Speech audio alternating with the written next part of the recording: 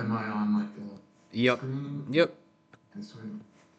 Is it slides appropriate? I mean, Yeah, I think if you wanted to start with slides, that'd be good. okay, sweet. Yeah, hey everybody. I'll share my screen here.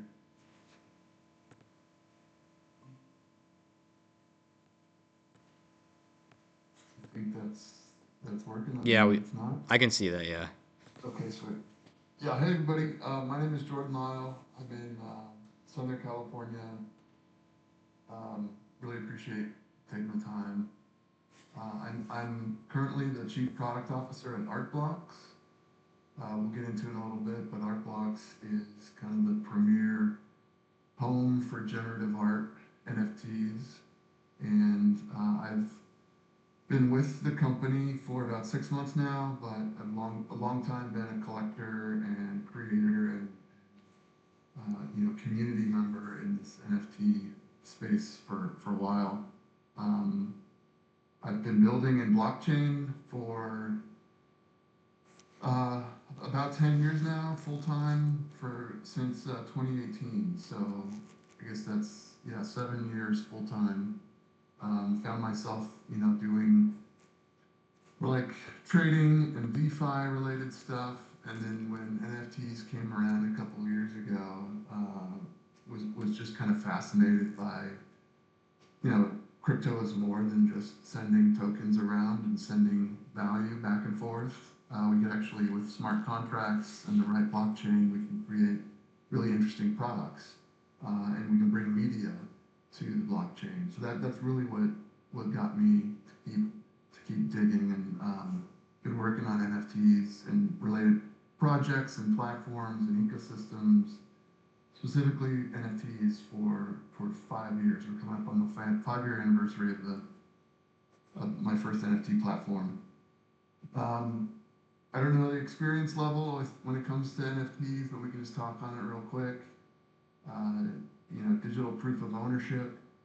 When you're able to tie an individual asset to an individual, digital token, you're able to prove uniqueness. You're able to verify authenticity. You're able to transfer it, and it's a clear, kind of transparent, um, log of transactions. For the first time, you can now prove digital ownership. If I was to take a picture and send it to 100 people, there's now 100 versions. But if you kind of prove uniqueness using the blockchain, for the first time we can now prove uniqueness. We can have something that's both digital and unique, which never could exist before. But it really unlocks a lot of things for artists and creators. Kind of a new uh, toolbox for artists, and it's really because it's all networked and it's like natively digital and natively online, social. It creates these new kind of community and network uh, phenomena, I guess you'd say. Um, Oftentimes it gets a bad rep because it's, in its history, it's you know commonly referred to as JPEGs or monkey pictures or whatever. And like with anything tech related, especially when there's a market tied to these things, you're gonna get the pump and dumps. You're gonna get the craziness, um, the speculation. But I think we've seen over the last few years, as like the speculation kind of dies down, that there's some interesting functional utility behind a lot of this stuff. Um, of course, there were a lot of flash in the pans and temporary trends, but I think it really gives us something that's foundational, not just for crypto, not just for those of us that are like geeking out about the specific thing, but I think it's really going to change how we think about living online and working online, and our online life is going to change over the next few years because of this tech. People may not ever know that they're using NFTs. It's just kind of a file type, or it's infrastructure, and it's just a way to say, hey, I own something digitally, whether it's a video game or some other assets or art. In the case that I'm coming from, I think it's really going to change, um, yeah, our online lives.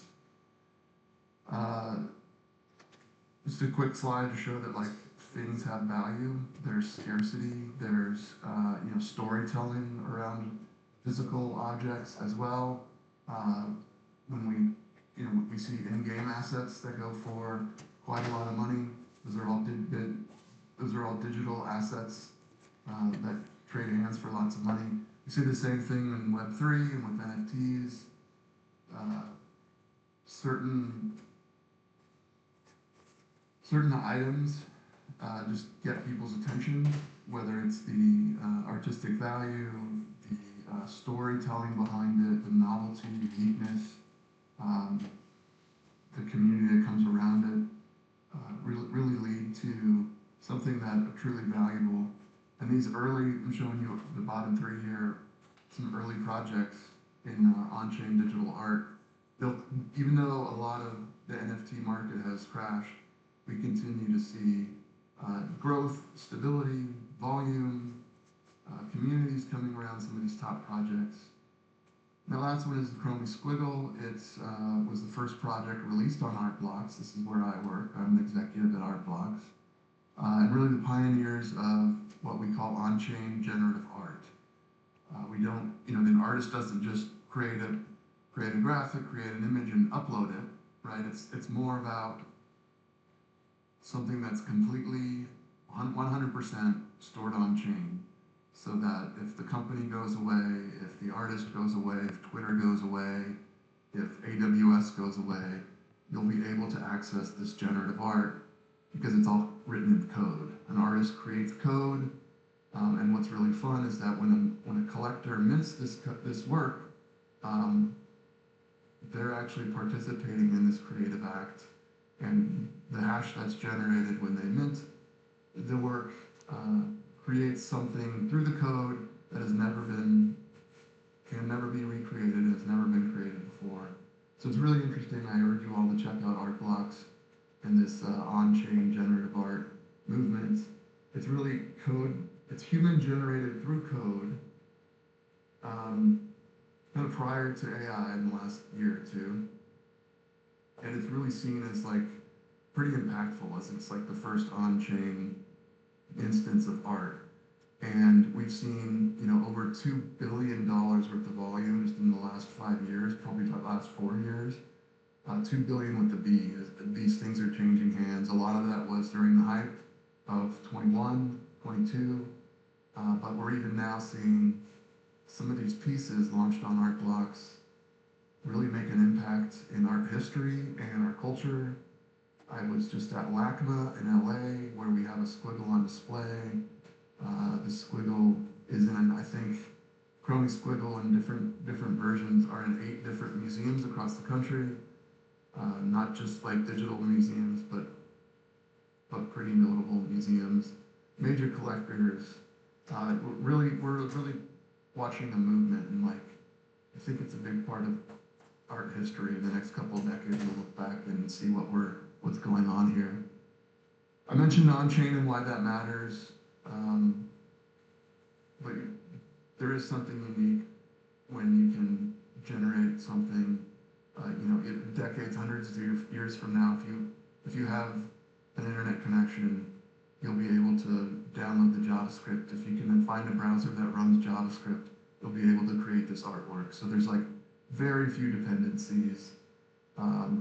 If you stop paying your server bill, it doesn't matter. You'll continue to be able to run this art. So I'm the Chief Product Officer. As I mentioned, I oversee our engineering team and our design team and our community teams. At the end of this year, in November, we'll celebrate 5 years of Art Blocks as a platform. We're at this really unique point right now, which is how do we honor all the collections that have come before? How do we honor those OG collections while still being nimble, while still being innovative with new technologies and new users and different price points? So that's the challenge we face now, and we're working on this now. We're actually meeting up in Houston next week to get our team together and start brainstorming new initiatives. But we always want to improve the artist and collector relationship. We want to get artists paid, whether that's selling new work or secondary royalties, royalties on sales, which is another interesting property of NFTs. If they get sold on secondary market, if they get sold, you know, down the road, artists still get a piece of that sale price. So it's actually, you know, a long-term, potentially ongoing revenue opportunity for artists. And how do we preserve all this stuff? A lot of conversations there.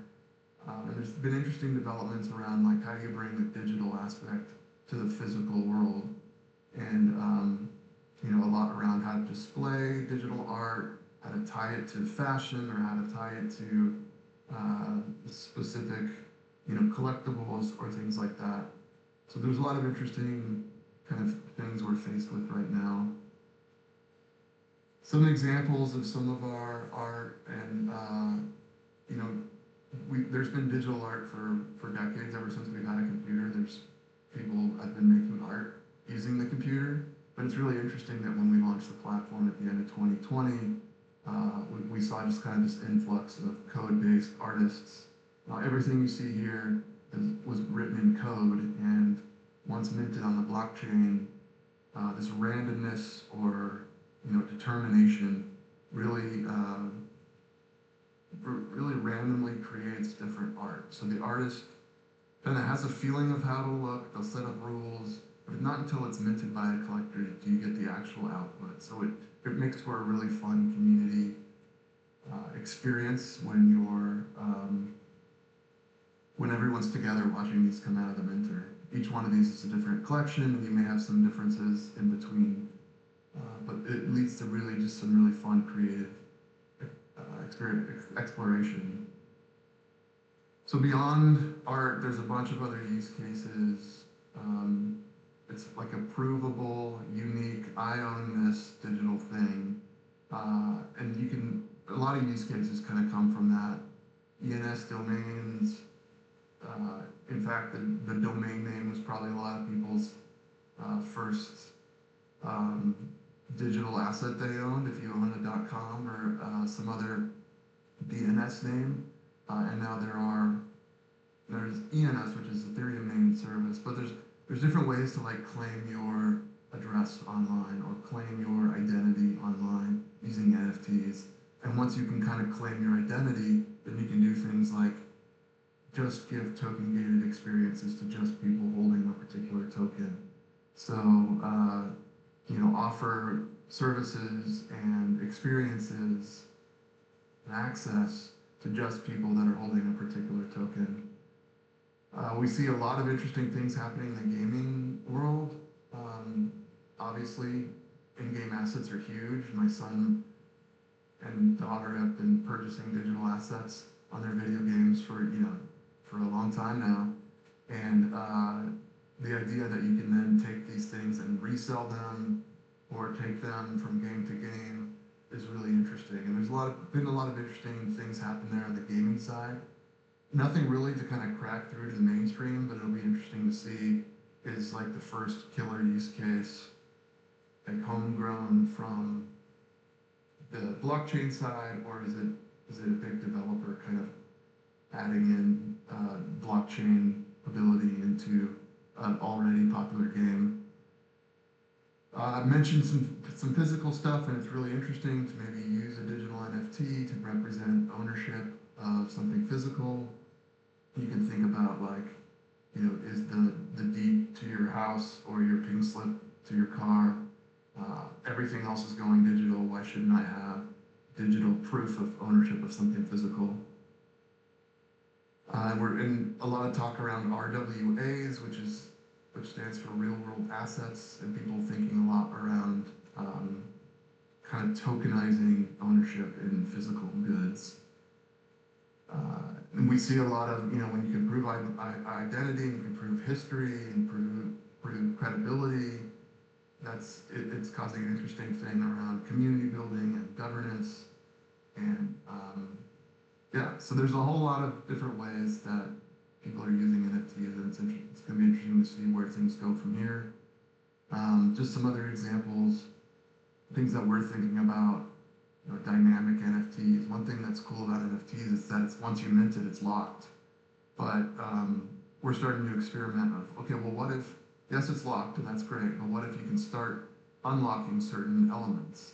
And maybe an NFT changes based on the price of Bitcoin, or maybe it's the artist kind of creates something here, but I can change maybe the background of what the artist has created, or tweak settings to, uh, to customize it over time.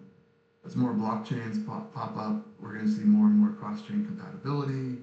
Obviously, AI just kind of enters the scene and kind of makes everyone just kind of rethink how it impacts blockchain, especially when you have, these blockchain rails. I think it's going to be really interesting, AI on top of blockchain, proof of, um, I just think it's if we're already seeing it, like if AI agents are moving around online, the only thing that they can use to like prove their activity or prove their, uh, the value that they hold is blockchain.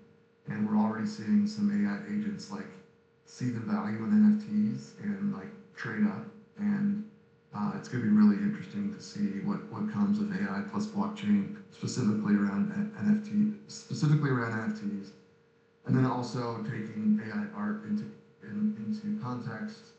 Um, Excited to we've been exploring some of that around getting, an entire AI model stored on chain. Very expensive, but we're experimenting with things like that.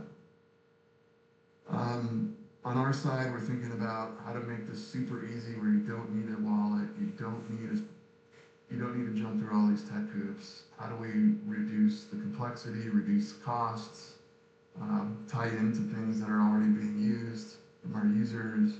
How do we get more mainstream adoption and more institutional, like traditional art and museums and galleries and collectors to pay attention to this amazing art?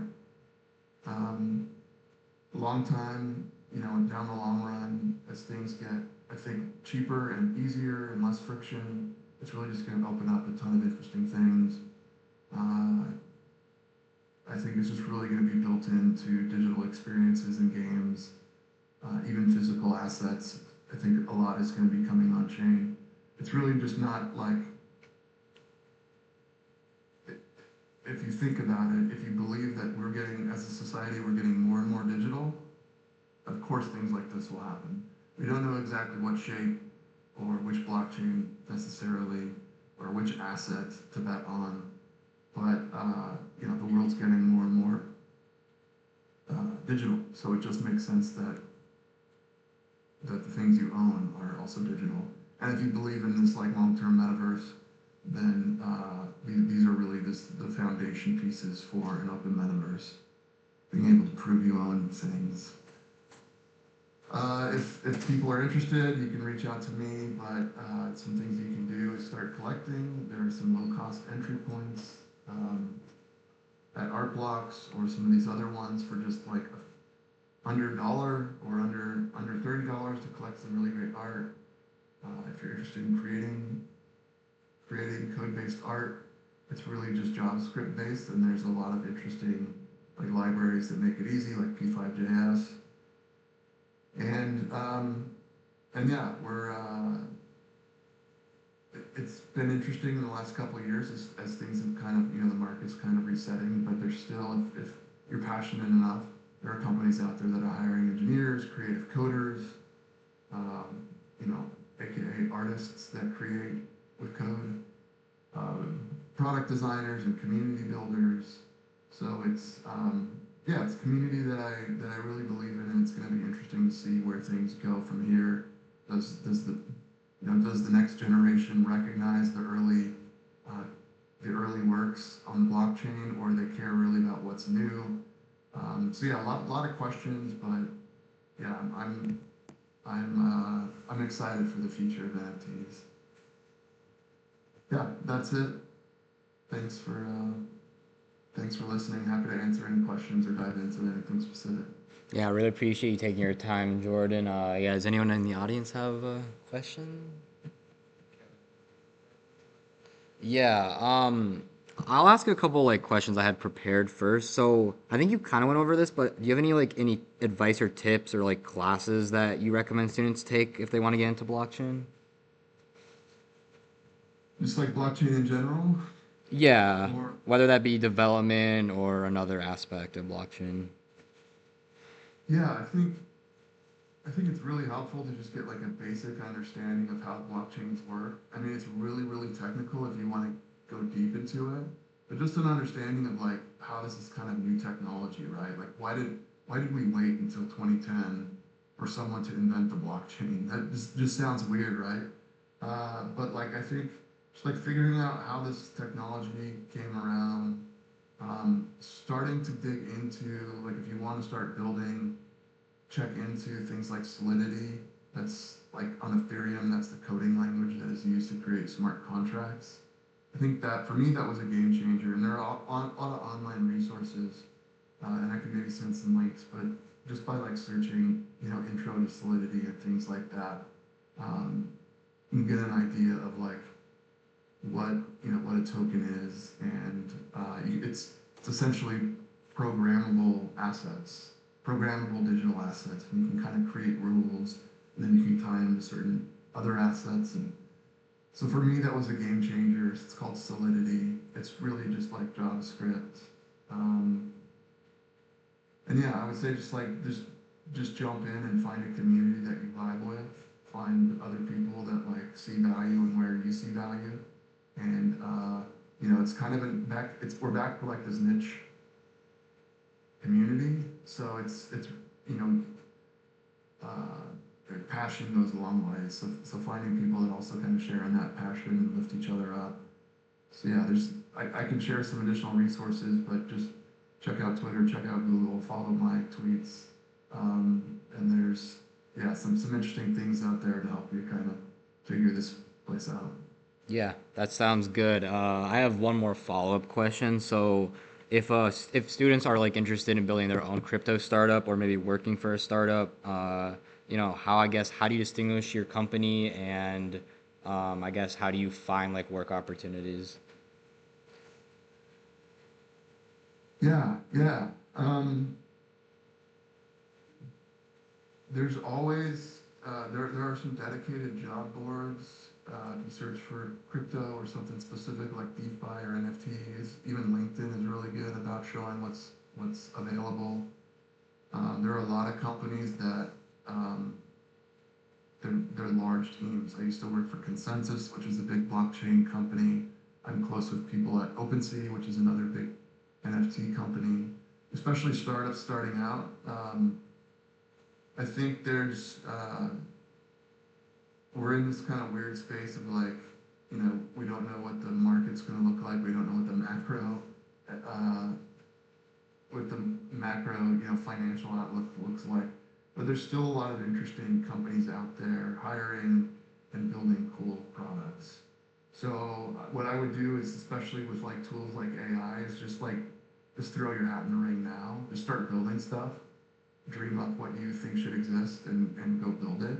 Using AI and other tools, you can spin up something here pretty quickly.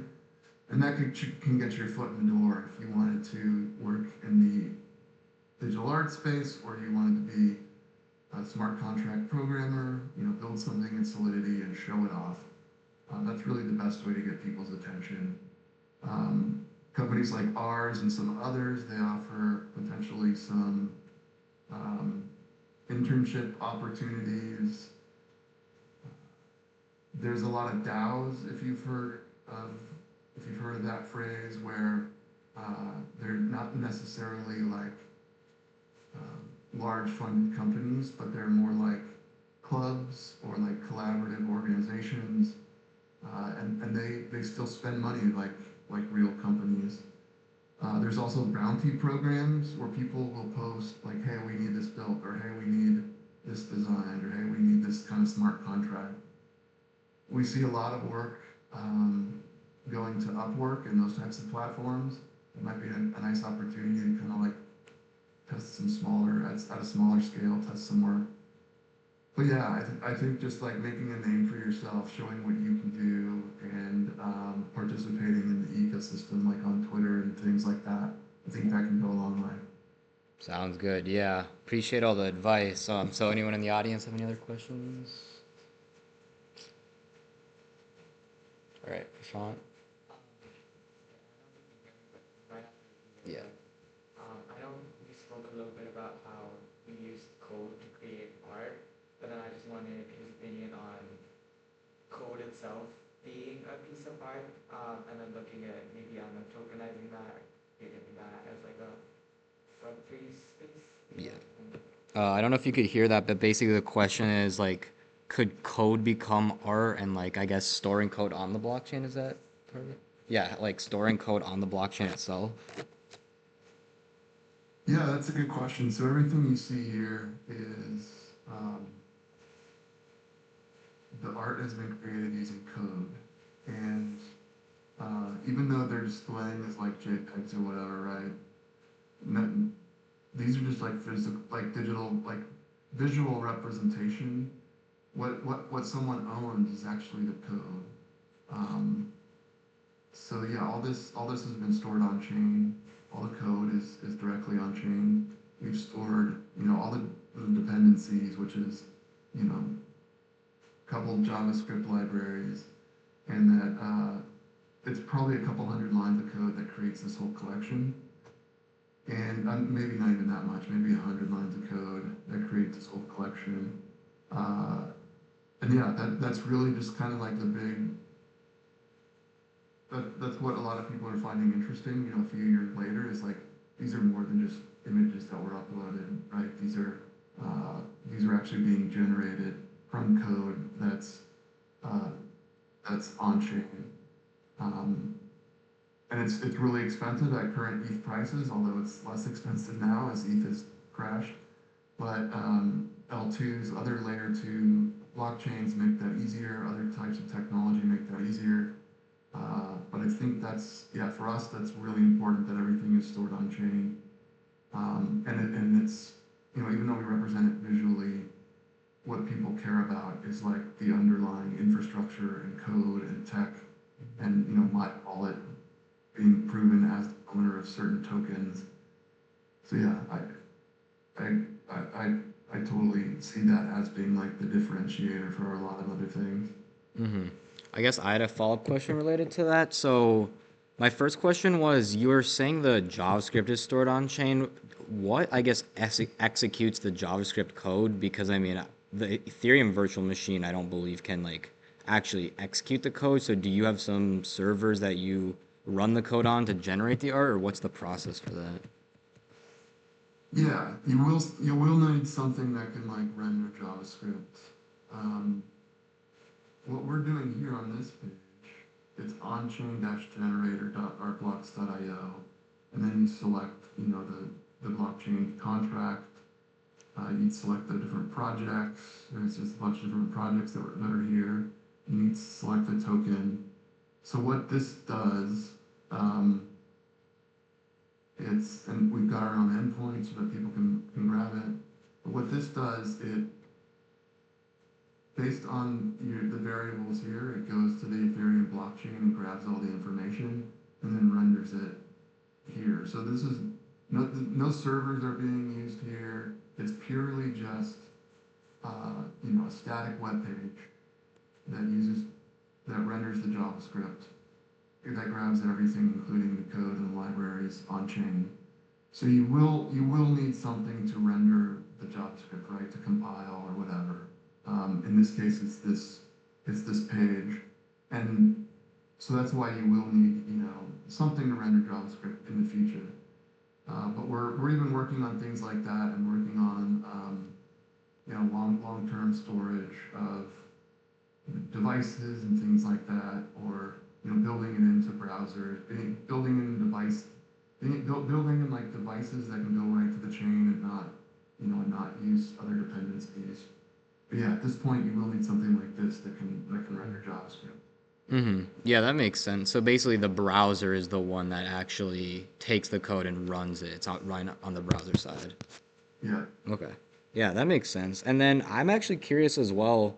I guess you're just storing the JavaScript code. Is there any like security implications that like comes with that? Like, because I mean, you're just running like JavaScript code on the browser. Like, could there be some sort of security problem with that? Um, I guess if somebody wanted to create something and inject it, some bad code in there, they could do that. But we do a lot of checks and we do a lot of auditing with a lot of our work. Um, Everything is pretty like the code is pretty simple because it costs a lot to get it on chain. So we haven't really seen a lot um, of like on-chain code maybe causing security issues. Similar to like crypto in general, we don't see like blockchains getting hacked. What we see is like people's logins getting hacked or someone spoofing DNS to make it look like you're on an ArtBlocks website when you're not actually on an ArtBlocks website. Mhm. And they're able to do some like draining and people pretending they're a famous personality and convincing you to buy their token or whatever.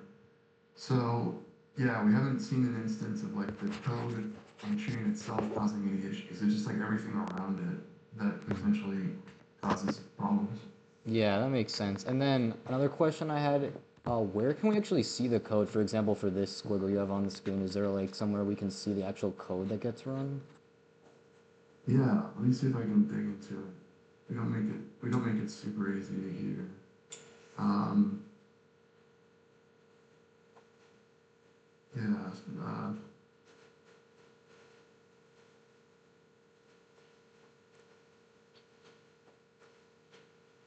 so yeah, different artists kind of do different things. Um, this one here is the source code or the JavaScript or the Chromie squiggles, and you can see it's very tiny. I mentioned a couple hundred and then narrowed it down to 100, but really, you could probably even optimize this even better. But it's really simple. What it's doing, it's grabbing the token hash. So, the blockchain, the smart contract has a unique hash every time you mint something. So it takes that as like the creator of the randomness. And then it's saying, slice up this long hash and use it for different things. So it's creating a bunch of hash pairs, and then it's creating a different background color. It's creating a different height. It's creating a different speed. Um, the direction of the animation, the starting color. So it really, the different types, different segments. Uh, it's all like responsive. But it's really simple. This is one of the simpler ones, and the squiggle was the first thing to launch. And then the artists have gotten like really complex and crazy. But it's really just this simple. If you drop this into ChatGPT or something, they can actually add comments. It tells you exactly what's happening. Um, but yeah, it's for the amount of money that has been generated by this project, that it is pretty great how simple the script is. Uh, right now, the lowest price squiggle, if you wanted to get a floor squiggle, it's 4.5. So that's like, I don't know, 10 grand or something like that. Um, eight grand maybe. So it's yeah, there's a lot of value here being traded on something that's like seemingly so simple. And it's if someone just saw one of these things, they would see, okay, it's simple code, it's a simple line, it's like my toddler just grabbed a marker, right? But it's really once you get into the elegant, uh, like this really didn't exist before, like creating something on chain. And there's only 10,000 of them, and some really, you know, a lot of people find value in this. So it's really interesting, the network side of it. Um, once you see a museum collect it, you might be a little bit more open to collecting it. But yeah, it all comes down to just a few lines of code. Pretty Mm-hmm. crazy. That is interesting. I think we have another question in the audience. Since it's like based on the hashing algorithm or whatever, is it possible to technically have collision where it will have identical pieces or something that's done to mitigate that? Yeah, the question was, is there anything to prevent a hash collision, or any way that there could be two of the exact same looking NFTs occurring? It's a good question. I've seen some that look similar, uh, but if you like dig into it, you'll see that like they're not technically similar. Um, we see another one with like CryptoPunks, which is pretty much the creator of on-chain, especially Ethereum on-chain art. They all have different traits. Um, but like in some cases, like you couldn't see the guy's hair because he has a hat on. But technically, you know, the traits are different.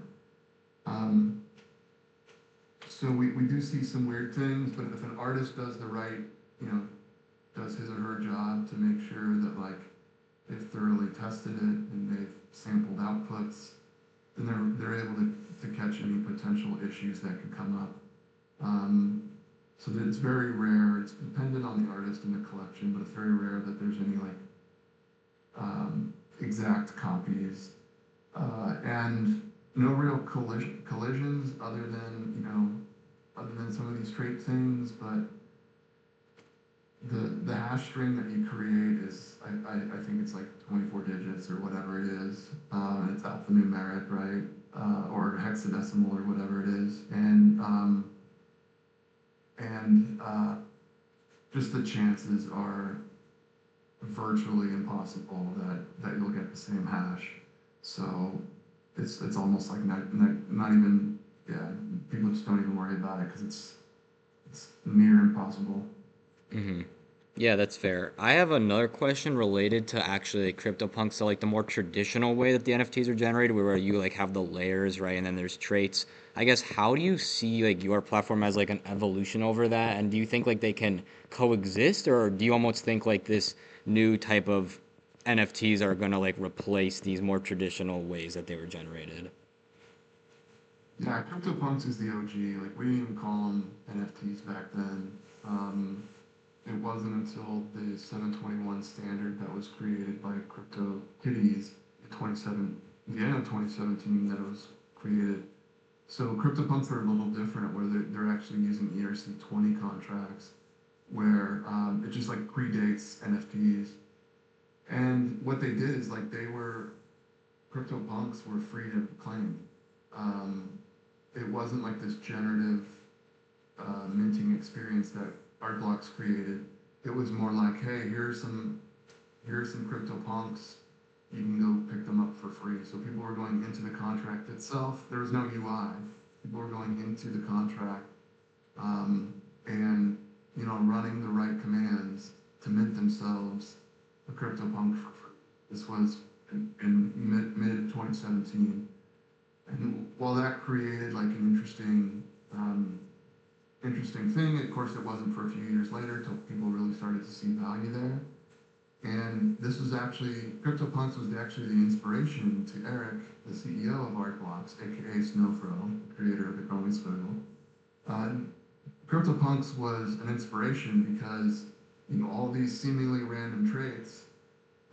That's how he came up with the idea of what if instead of just going and claiming something specific, what if you didn't know what you were getting? It was more like a blind box or like opening up a card pack or something like that, which is what we experience, collecting in real life. So he created this mechanism of like, when I mint, then I get something random. So I don't know what you're gonna get until you click it. So it's really the next evolution, like building on top of it. So I think it's going to be interesting. I think CryptoPunks are and were and will continue to be really interesting as like the OG. This is the first kind of NFT with traits, first PFP, but it's also art. People identify um, with their punk, but then also see it as art. It's like a historical thing, And then art blocks kind of evolved that and built on it, building this, purely code based, making it really easy, and then adding in that piece that I talked about where it's like once you mint it, then it generates the output based on the script. And then someone's going to come in after us and create something that builds on top of that. Maybe it's using AI, maybe it's something else. Hopefully, it's us building something new. But I think like even if we didn't mint something else ever again, or even if CryptoPunks never did, another event or something, like there's value there, and people are gonna see like almost the historical artifact or the culture that comes with owning one of these early assets. But I think it's just like tech, it's art, it's people, it's creativity, people building on top of what came before. So yeah, I think there's an opportunity. While there is a lot of different platforms, I think we're going to see certain things just kind of stand the test of time, and then people, build on top of what came before. Hmm. Yeah, that makes sense. I have another question related to actually AI. So I guess your platform is still inherently like algorithmic, even though there's obviously randomness involved. But how do you see like AI impacting like your business, or do you think like people will like embrace it more? And do you think you could like integrate AI into the way the art's generated? Yeah, I think we can integrate AI. Um, I'm just going to show something interesting here of how it moves.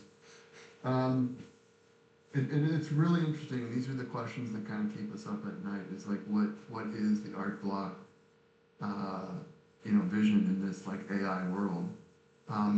Because a lot of the early work, I mean, almost all of it is like not used with, it's just a human writing code, right? But we're starting to see more people leverage AI in helping them write the code, or um, we've seen some agents or see some uh, models kind of go and create art. I think in just a couple of months, like you could prompt an LLM to go create something just like artblocks.io, just like the Artblocks website, and create 20 projects like Squiggles. I feel like we're probably pretty close, if not there already, to something like that, where you can just totally clone a website, and even the art, maybe the art is even better. Um, so what we're kind of trying to predict what's coming and put a value on what came before AI, right? Like in 2020 and through 2025, let's call it, we're kind of closing, in a way, trying to like close off a chapter that came before AI, where we can kind of put it on a pedestal or put it under museum glass and say this is the definitive finite collection. Everything from now on, all bets are off. But like what came before is something special and set apart. That allows us to kind of kind of close that chapter and be able to start telling stories around it and provide value there and why people want to collect some of those things.